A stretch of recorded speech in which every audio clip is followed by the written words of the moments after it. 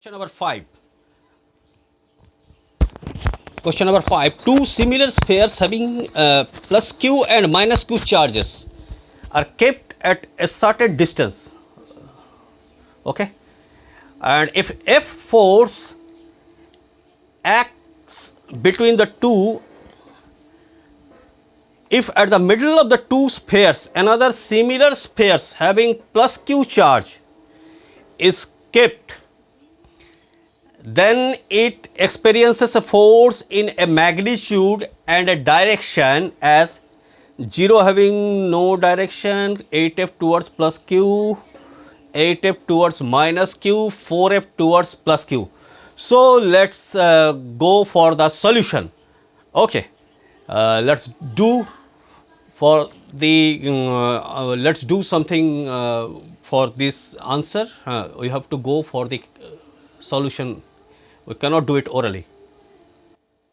Now two charges are kept at a distance r. So what is going to be the force? Force is going to be k q into q, that is q square by r square, q square by r square.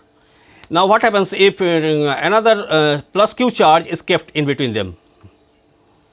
So for this repulsive force will act in this direction, and for minus q attractive force on this charge will act in this direction. So two forces and separation between them is r by 2, r by 2. Now the separation between these two charge is r by 2, and these two charge is also r by 2, and both are acting towards minus q charge. And so what will be the force? So net force now this time will be k q square by r by 2 whole square, and which is acting towards the minus q charge. For this charge it will repel this plus q charge in this direction, and for minus q charge it will attract. For minus q charge it will attract, and the amount of force is same, but direction is also same. Both are acting towards this. So it is k q square r square by 4.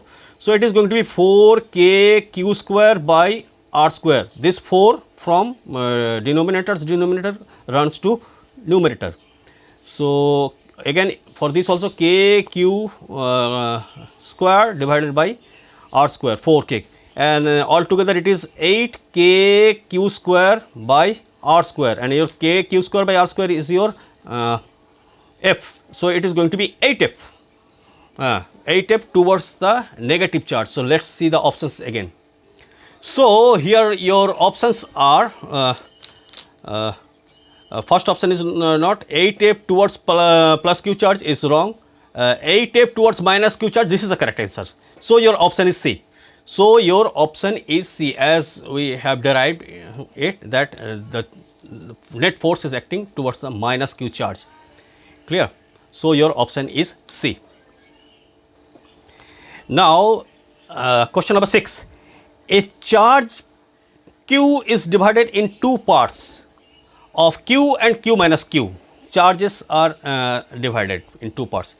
If the Coulomb repulsion between them when they are separated is to be maximized, the ratio of q by q should be. So how they should be divided so that their repulsive force is maximum? For this we need a first order of differentiation. So a charge q, and some of this charge is taken away from this whole charge. Suppose 8 coulomb charge and 2 coulomb charge is separated. So from 8 coulomb charge, if you take away 2 coulomb charge, 6 coulomb charge will remain, and 6 coulomb and 2 coulomb are placed at a distance. And here you have to answer. I am taking example from 8 coulomb. I have taken 2 coulomb. Here they have considered q coulomb, and from there they have taken out small q coulomb charge. So if small q charge is taken away from q coulomb charge, then q minus q coulomb charge will be left, and they are placed at a distance r, and we need to find the force of repulsion is maximum if, then what should be the value of minus q? How much charge you take away from plus q so that it becomes maximum. So we need to find the ratio of q by q, capital Q divided by small q, and to get this result we have to go for a little bit of calculus, differentiation we need. So let us go for the differentiation now. Okay, so simple differentiation for maximum or minimum, we need to find first order derivative. So we will do some derivation work now. Okay.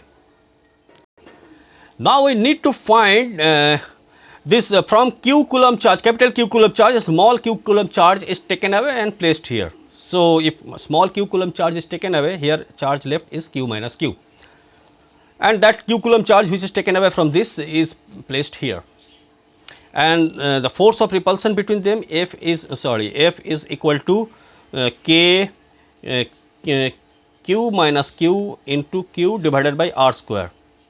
And what you are asked, what is the value of Q by small q, so that this repulsive force is minimum. So you need to find the minimum value of dF. So we need a first order derivation, and which is equal to 0. We do this while we want to find anything, while we want to maximize something or while we want to minimize something.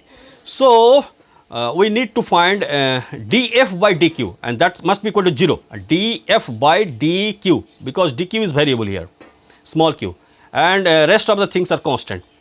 So d by dq, and we are d by dq, and we are doing simplification sum, k q by r square minus k q square by r square, and if we, and this is equal to 0, and differentiating this we get, if you differentiate this term, so q and r square and k are constant, it is become k q by r square minus this is become 2 k q by r square, twice k q. If you differentiate q square by dq, so you get 2 k q here, k is constant, r square is constant.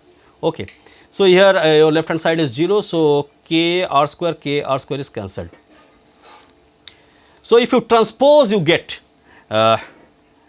twice q is equal to capital Q, twice small q, and you need to find k by q. So capital Q by small q is equal to 2. So you need to find q by q, and it is going to be 2:1.